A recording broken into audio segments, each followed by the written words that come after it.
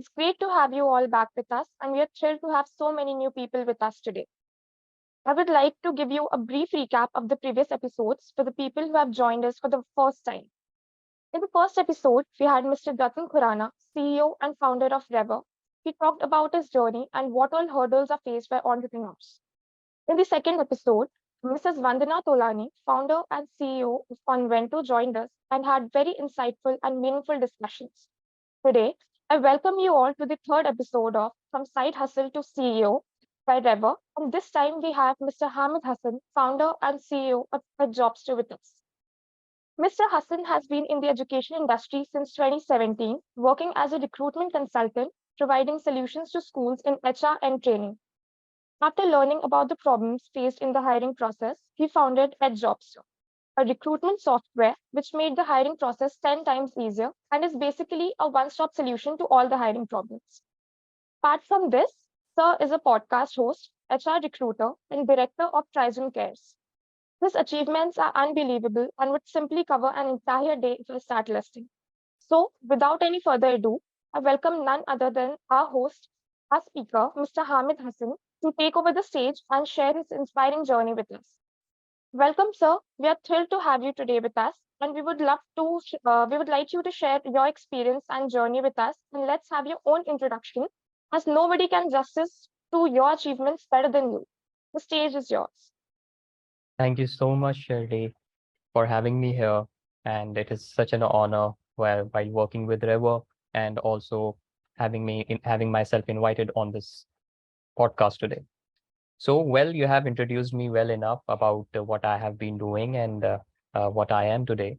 But if I tell you about the journey, how it started, I think it started when I was in school because I manifested it that I wanted to be a businessman. And now when I look back, when I recall what happened, why I am here today. So I remember one day I was sitting with my family and I just told my brother asked me, he was at that time, he was working in an MNC. So he asked me, what do you want to become? I might be in fifth or sixth, maybe sixth grade. And I told him, I want to become a businessman. And he said, no, not a businessman. I want to become a business tycoon. And in those days, Vijay Mallya was a business tycoon. So he said, say that I want to become a business tycoon like Vijay Mallya. I said, yeah, I want to become a business tycoon. Then I manifested that at that time that I wanted to be a businessman. I didn't know the word entrepreneur at that time. But when I was in my graduation, an opportunity came to me. One of our family member had a school, so they wanted to hire. So my uncle told me, like, if you want, you can start with this. You can do this job. The investment, the initial investment that I got was he gave me a laptop and he gave me a package of Naukri.com. So that's how I started to explore the business opportunities which are there. And with time, I found that this is something which is interesting. With this, consulting can get a lot of money, but I need to get more clients. I was in my just second year of my graduation. I was in Aurangabad at that time.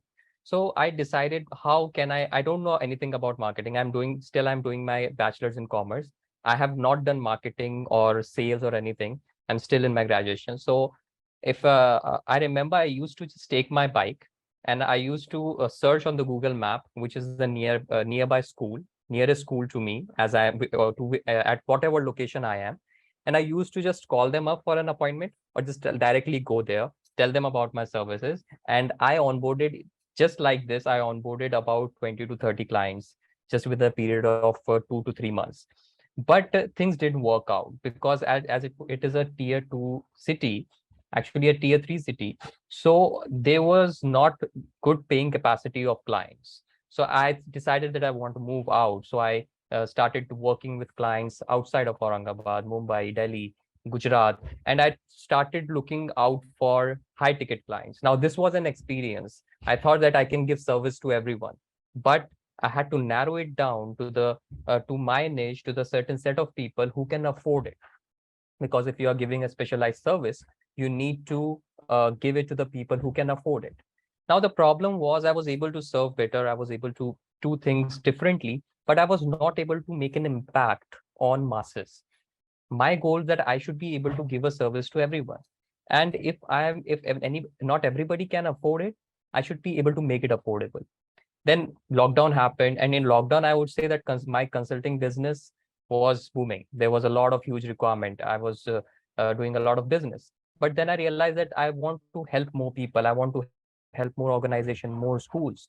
So I decided that we need to think of something. Then I jotted down the idea of Edjobster, did a lot of research. As I have good connections in the industry with the school leaders, I talked to them. I asked them, like, what's your problem? I'm trying to build this solution. Will this work for you? And they gave their own perspective. They gave their own ideas. And with that, within 6 to 8 months of research, we decided on a certain set of features, certain set of processes that we want to build. And then we started the journey of Edjobster. That is amazing, sir. So that was definitely one of the most insightful sessions I've been a part of. And your journey was really inspiring and motivating. We really want the audience to connect with you and to discuss things with you. So we'll have a Q&A round. So let's just have the chat box open so that people can drop their questions. And till then, I have some questions for you. So let's start with the first question. Certainly. Okay, so as you know, everybody has their own journey and no journey is same and they cannot be compared in any way. So what is the origin story of your journey? Is there any life event that inspired you and how is it like, how did it impact your life? Well, as I just said before your question, my inspiration, I manifested it in the beginning, in my school years itself, that I have to achieve this in life. But when and I strongly believe, when you believe in something, when you manifest in something, that I want to achieve this goal, and then things started unfolding, and you eventually get to that goal. But with that, I even started putting down my own goals, that in these many years, I want to achieve these goals. And certainly I am here today. So the journey was from, I think, from my early age, even before my teenage, when I was too young to become an entrepreneur. But the journey has a lot of experiences, has a lot of ups and downs, a roller coaster ride altogether. But at the end, I think it is all worth, because if it is just a simple process, then it won't be fun. It might not be that we might not be talking here today. Yeah, I totally agree with you, sir. So moving on to the next question. So you used to work in the hiring industry, and that's how you got the idea of Edjobster by learning about the difficulties and hurdles of hiring process, right? So what are your views on the current scenario of hiring process, and what are the problems we are facing, and how should we tackle them in future? So right now, the tech part in the HR has played a very significant role, very important role in solving major problems, from acquisition to onboarding. We have the complete process solved. But the problem that we are solving at Jobster, if I tell you, is not the only the tech part, but we are solving an industry specific solution, an industry specific problem we are solving here, and which is related to just education industry. Because if I tell you, the problem in education industry is that they have, everybody hires, every institution hires, but the problem is the process that they follow. They are still doing things manually. They have not been introduced to a technology which can streamline their process, which can help them in talent acquisition, which then help them in assessment of the candidates even faster than they do right now. If I tell you, the current process includes walk-in interviews, written assessments, then those assessments are tested, then the interview is there. It takes a lot of time, a lot of money is involved, and and if we are spending too much time in hiring and education, when are we going to focus on the real education?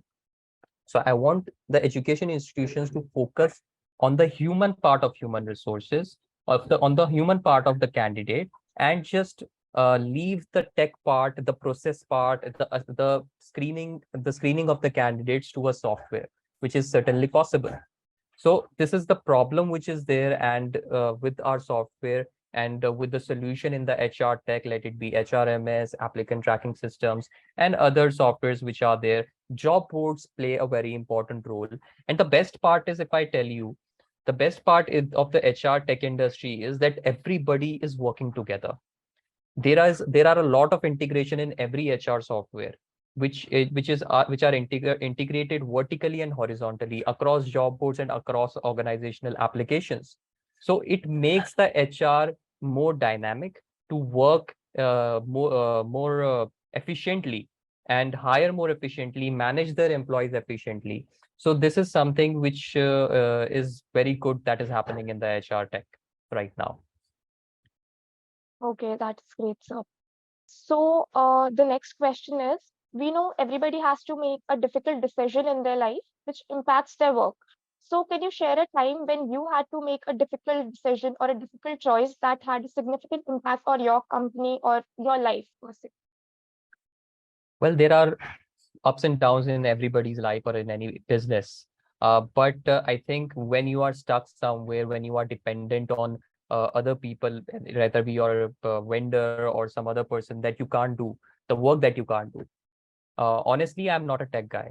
I'm building a tech company, but I'm not a tech guy. I'm a business guy. I don't know coding, but I want to actually build a tech software that can enable human resource managers to work more efficiently.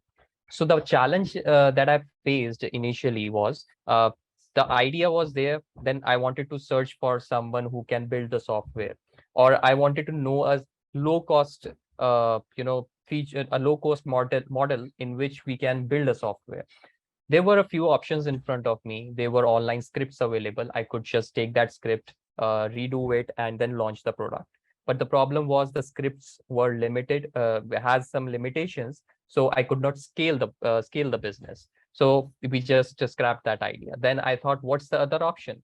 So I decided that we can do it on no code. Bubble.io is there. So I even learned on Udemy a course to how to build softwares on bubble.io. I even started building one, but it was not happening. Secondly, the problem with bubble.io was also that if I build a software on that, I will be limited to bubble.io for all the backend and front end. And I might not be able to take out of it if I want to take it in code. Now, the third option was that I hire a vendor, I hire a tech company and ask them to build the software. Now the thing is that is a very high cost model because there the companies charge a lot. Now the but eventually I explored, I talked to a lot of people, and honestly, if I tell you, if you talk to a lot of people, your problems will be solved. If you won't ask for it, you won't get it. You have to ask for it. So I asked a lot of people, connected to a lot of people, and I eventually came across a guy who was also a startup, and he was also not a tech guy, but he was trying to build a tech company itself. So I said, okay, fine. I gave the project to him, but he could not complete it. We started the project in November 2021, and we were supposed to complete it by February 2021, but he couldn't complete it, and it kept on delaying. And in November 2022, we had to cut it off, and we were where we were in November 2021. The product that we had was not on a strong code, and the processes were not made properly. And that was something at that point of time. I was at a situation, I was having two thoughts. I was having a thought that I should just quit it, I should close the company, and I should do something else. Or the other option was to start afresh, look for someone else who can build the software, look for other consultants and build the software and go ahead. Now, the thing was, in this 1 year period, I also did a lot of personal branding. I made a lot of content. I did podcast. I went to a lot of networking events, and now I had an impression, and people were eagerly looking forward to me to see this product that I have been building, that I talk about a lot, that I am so much obsessed about. And now I had no other choice. Either I quit or either I take it further. And then I decided, if I could, this is going to be the biggest regret of my life, and I should take it further. I don't know how am I going to do it. I'm going to take another shot. And then I started looking for people. I wrote mail to the biggest software development companies, if they can make the software for me. I did not had any funds. But then I went to a networking event where I met, I think Anmol was there from Reverr. We connected, we then had a meeting, and then we started working with Reverr. So Reverr is current with Reverr as a partner, not as an outsourced project, but as a partner. We are working together on Edjobster. And I can say that since November, we have come a long way. We were nowhere, but right now we are at a place where we are just on launching the product in the coming week. So that is something that we have been doing. And that was the point where I thought that I have wasted a year and I'm not getting that. I'm not getting the money. I'm not getting the time. And I don't know what I have to do ahead. Either I quit or I don't know what to do. But I think that decision, and I'm glad that I met people of River at the networking event, which helped me take a decision, which made me confident that I can take it further and I can do it. And since then, I have done a lot of things with Rever and also at Edjobster. We have built a community of thousands of educators whom we will be launching the software too soon. Okay, so a follow-up question on that. As you said that you wanted to quit at some point of your life. So what was the thing that kept you motivated at that time? I think fear, I can say one thing, that what, because there were a lot of people who were looking up to me, that what if I don't do it, and even if I start another business, there are chances that people won't trust me because they will say like he started something, he did not do it. Now if he's doing again something, what if he fails again? So I said I'll fail, but I'll complete it. Even if the business fails, that's completely fine. But I have to anyway start it. So I think that fear kept me moving. And because I was accountable. When you have accountability to someone, either your parents, your friends, your family, you somehow manage to do the thing that you are supposed to do. The same way my community, actually I build a good amount of people in my community of educators whom I continuously interact with. We do some events, some workshops, I invite to podcast, and those people trust me, and even they keep on motivating me, like we are looking forward to it. So I think I was accountable to all these people that who have built trust in me, who have been with me on this journey. And I thought that I should take it further. No matter what happens, I need to do it. Yeah, I totally agree with you, sir. Accountability is a great motivating factor. So, according to you, what are the cons of being a founder? Like, we know the good side, but also there is a bad side. So, can you share that with us? Well, there are a lot.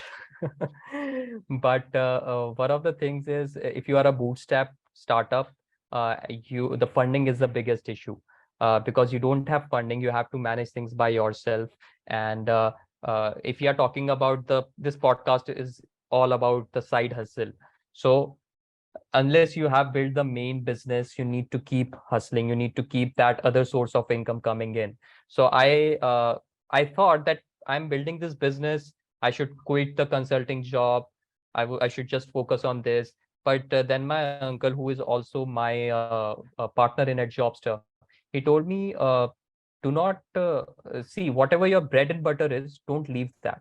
If consulting is your bread and butter, that is making you money right now, don't leave that, work on that, that is your primary source of income. And that money I have been investing in at Jobster for a lot of time, and that is something that is running the business. We don't have, we are revenue, we have revenue from passive income from other sources, not from the product right now. But I think getting the funding is a big challenge. And sometimes you also don't need funding, but you need funding until you build the product, that is the pre-seed fund.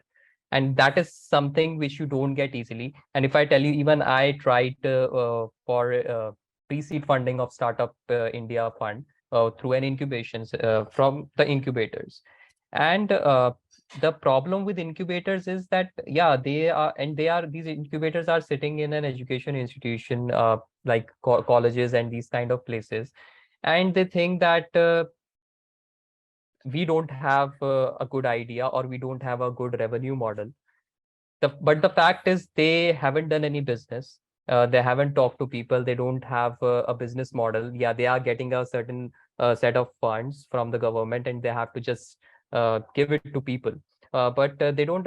They think that if we are not able to, if we are not revenue right now, our business model is not working. But the fact is, they haven't been in our chair, because we have been working hard as startups. We have been working hard to build a community, to interact with people, to do the research, and also to manage a lot of people. And without having any funds, we have, because it's not easy for a person who is doing a job.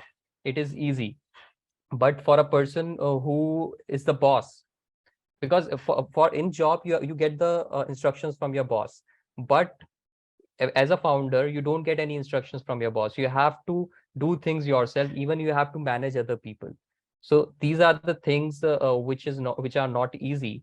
And as a founder, I think that kind of support, mentorship, which is needed, if every founder, every startup founder gets a mentorship from someone, that will be very great.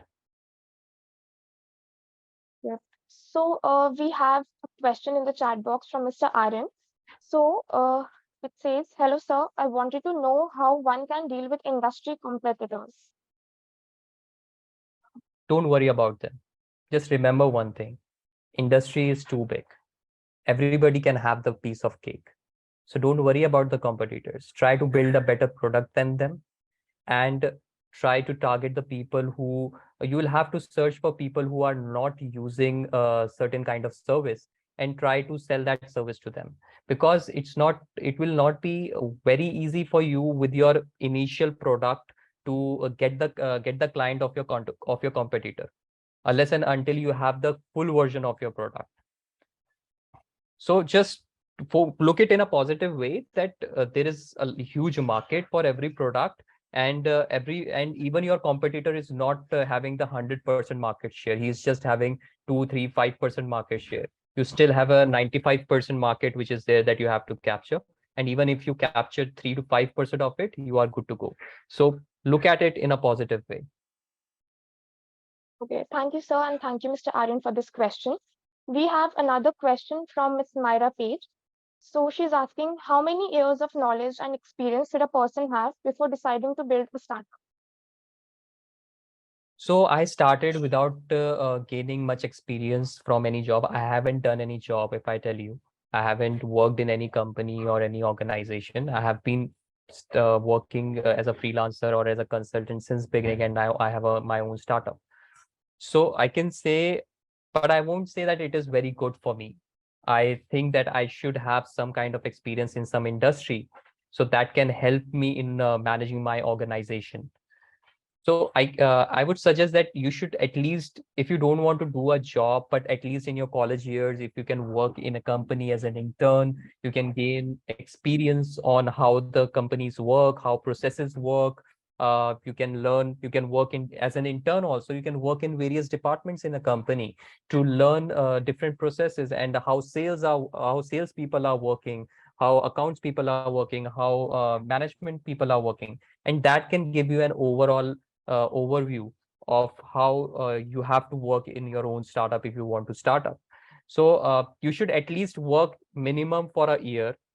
And you should, if you want to work, you can work for more years. But if you need to understand your goal.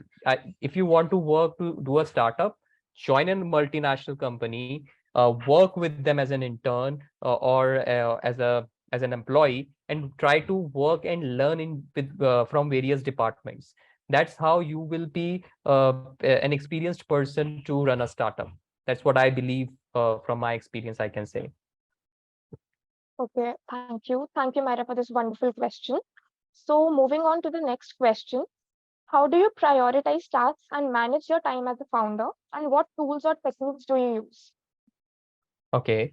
So I manage my time very systematically, I can say, because it's very important. As I said, like, if you are the only person responsible, nobody is there to give you any task, and you are not accountable to anyone.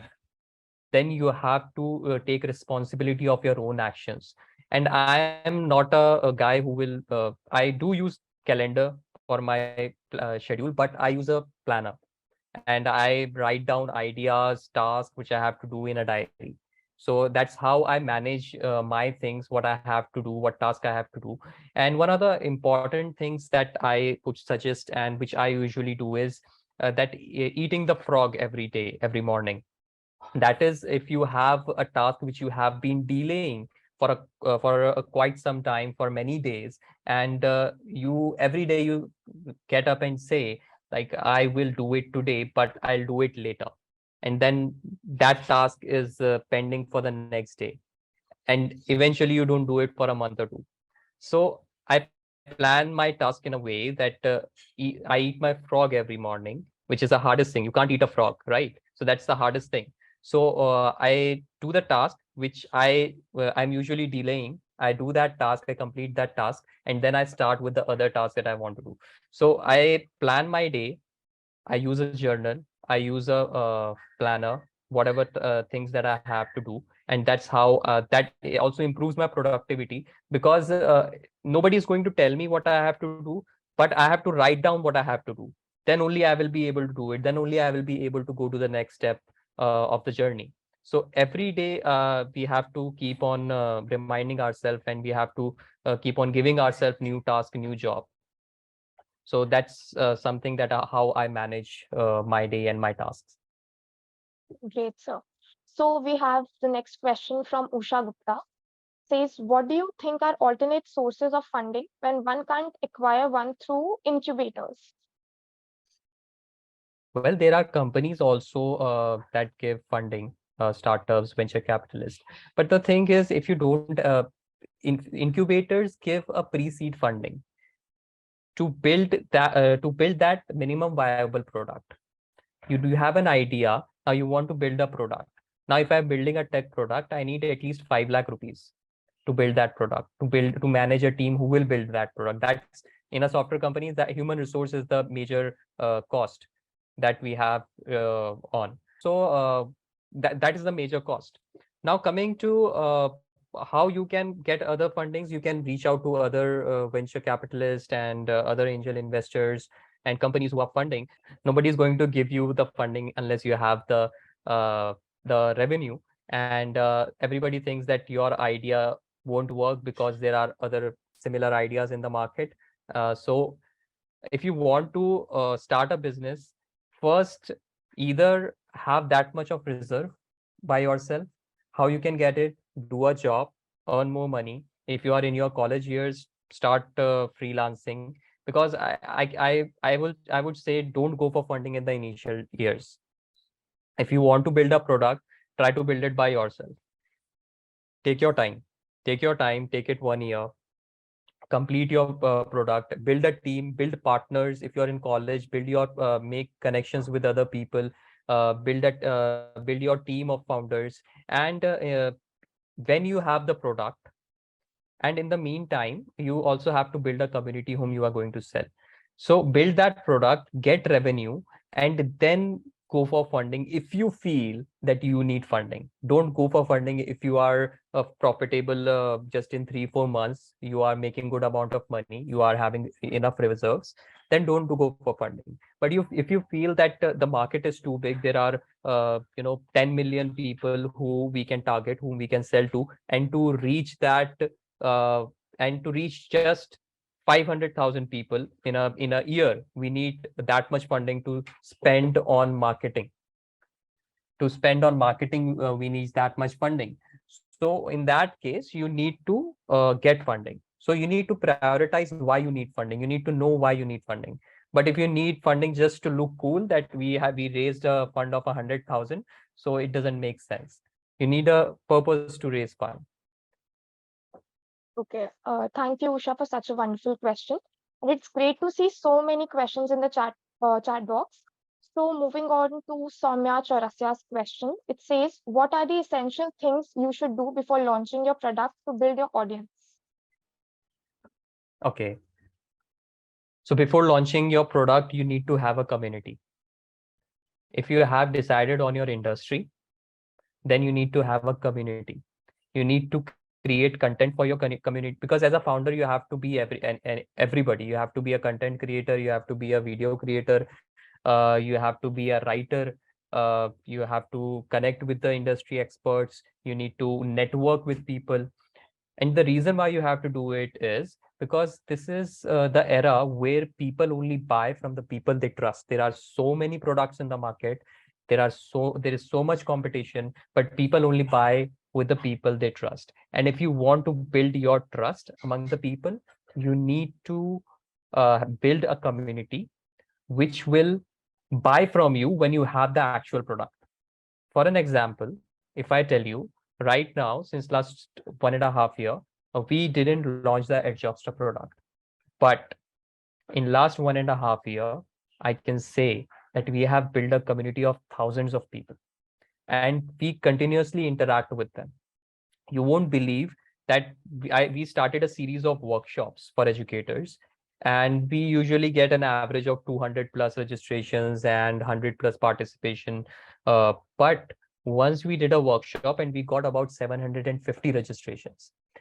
Honestly, I was having a package of 250 participants in my video streaming platform, and I had to make it live on YouTube so other 500 people can join. And now I got those people trusted with me. Now they know that Edjobster is a brand.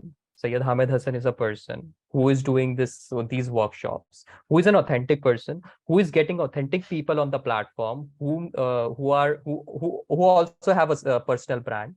And now people know Edjobster from because of other people, but now I have a brand. Now if somebody will say, name Edjobster, they will know, yeah, that's the trusted brand.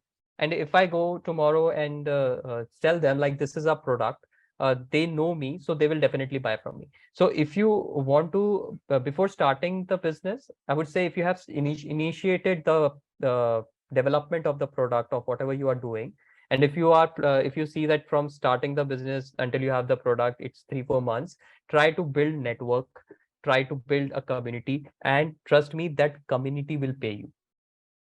So that's a community based marketing, which is a new trend that really works out. Okay. Thank you, Soumya, for this question. Moving on, Harsh Roy asks, according to you, what is the very first step to build a startup after getting the idea? Okay, the research is the very first step, if I tell you, because yeah, you got the idea. Even if I tell you, I might have written down 100 ideas, but I did not execute many, and I don't regret it. But the one that I followed, that I'm passionate about, I did a lot of research about it. I spoke to the end user. It's very important to speak to the end user, because if you don't know what the person whom you want to sell think about your product, about your solution that you want to deliver, what kind of product are you going to build? So I spoke to the end user. My industry is education. My target audience is school principals, human resource managers, or administrators, or even directors. So I was having a good network with them, so I spoke to them about what is their current process, what they do. I did even surveys with Google Forms, and even spoke to a lot of them. Then I got the idea what we actually have to build, because I was thinking that uh, I want to build a big thing. I want to build something, but when I did research, I spoke to people. I got to know that they expect something different. So now I have to build what they want. Then only they will buy from me.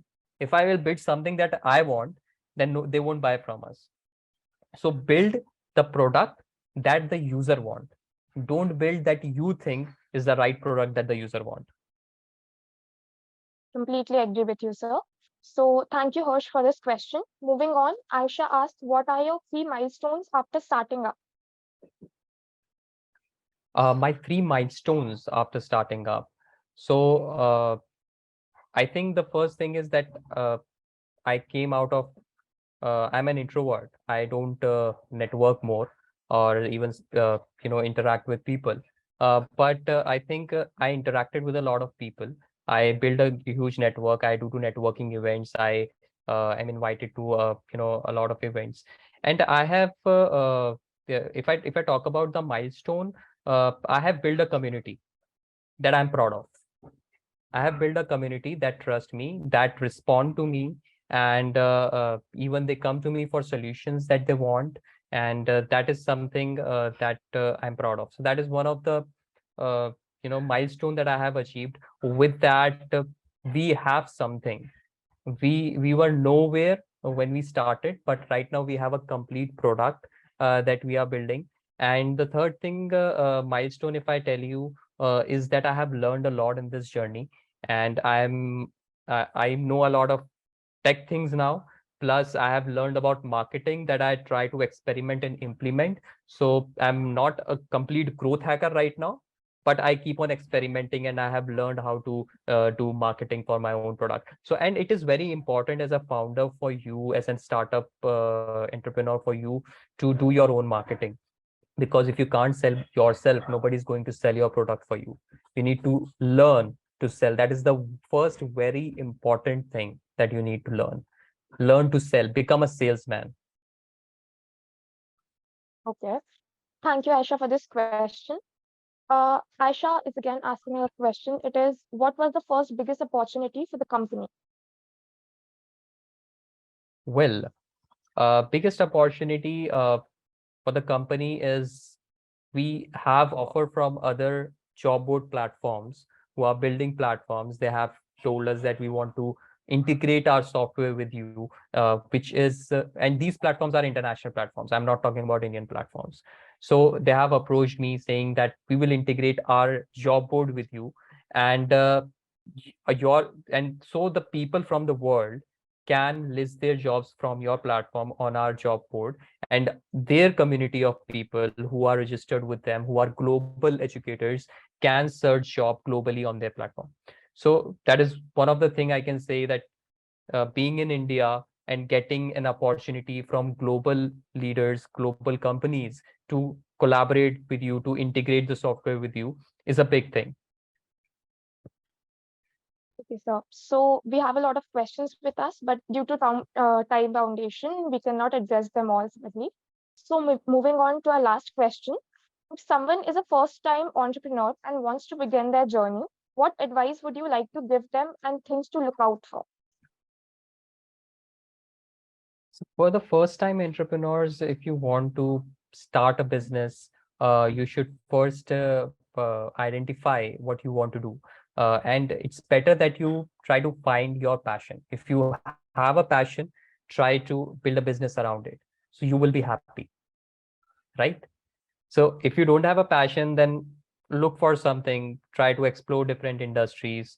If you are working in some industry, try to find out if you have what kind of business you can do.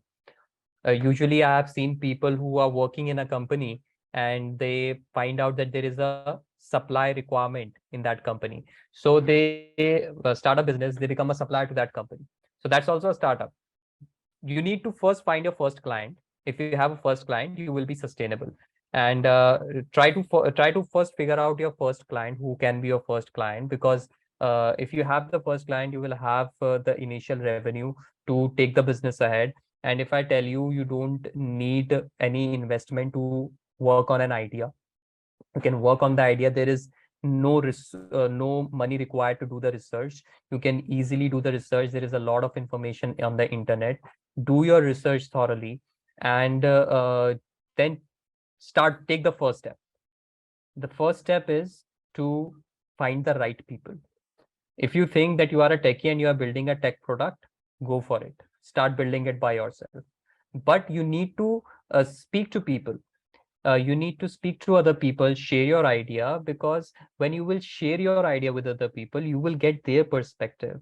They will give you some advice, and that can be very helpful for you. If I tell you, I speak to a lot of people. I speak to people from the industry. I speak to people who are my potential competitors as well. And they give me a better advice. And I take that criticism in a positive way. And I then try to fix the things that I might be doing wrong. Because if you think that you know everything, then you know nothing. You need to learn from other people. You need to speak to other people. So the first thing is, write down your idea and speak to people. to fix your idea, because you if you think that you have the right idea, you are wrong.